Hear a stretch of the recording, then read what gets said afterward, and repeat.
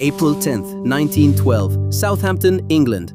RMS Titanic pulls away from the dock, the largest moving object ever built by human hands. She carries over 2,200 passengers and crew. She carries lifeboats for barely half of them. The White Star Line follows the law to the letter. British Board of Trade regulations base lifeboat numbers on a ship's tonnage, not on how many people it can carry. The rule was written in 1894 for ships a fraction of Titanic's size. Nobody updated it. Titanic's design allows for up to 64 lifeboats. She sails with 20, 16 wooden boats and 4 collapsibles. Total capacity, 1,178 people. Total souls aboard, more than 2,200. The math is broken before the ship leaves port. Shipbuilders and officers know this. Some raise concerns. The concerns go nowhere because more lifeboats mean more deck clutter, and clutter is bad for the promoter's idea of an unsinkable ship. 4 days into the crossing, on the night of April 14th, the temperature drops sharply. Lookouts in the crow's nest have no binoculars. The key to the locker went missing before departure. At 11:40 p.m., lookout Frederick Fleet spots an iceberg dead ahead. The order comes too late. The ship turns, but the iceberg scrapes along the starboard hull below the waterline. Rivets pop, steel plates buckle. 6 of the 16 watertight compartments begin taking on water. The ship is designed to survive 4 flooded compartments. 6 seals her fate. At 12:05 a.m., Captain Edward Smith gives the order to uncover the lifeboats. Officers begin loading them, but confusion spreads fast. Many passengers believe the ship is safer than the lifeboats themselves.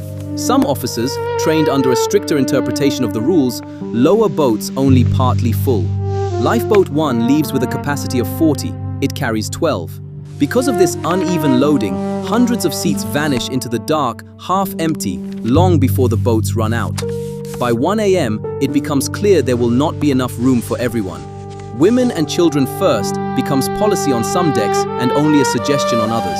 On the port side, Second Officer Lightoller enforces it strictly, turning men away even when boats have empty seats. On the starboard side, First Officer Murdoch allows men aboard when no women are present to fill the space. The 2 approaches, followed at the same time on the same sinking ship, decide who lives and who does not. By 2:05 a.m., every lifeboat is gone.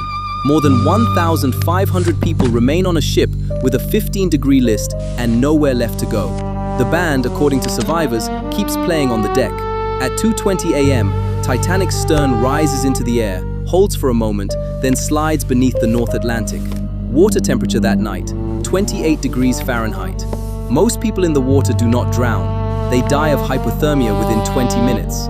Lifeboat occupants, many under capacity, hear the screaming and mostly do not go back.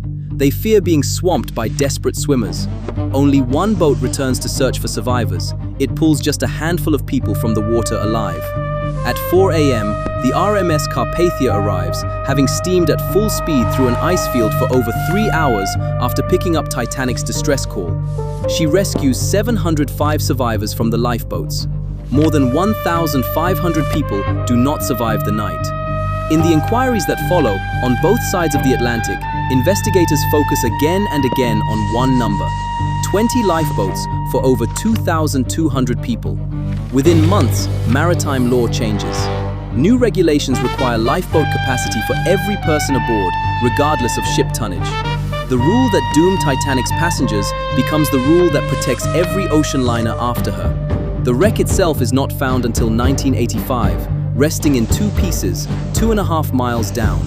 To this day, the ship's builders are remembered as pioneers. The regulation that sank her is barely remembered at all.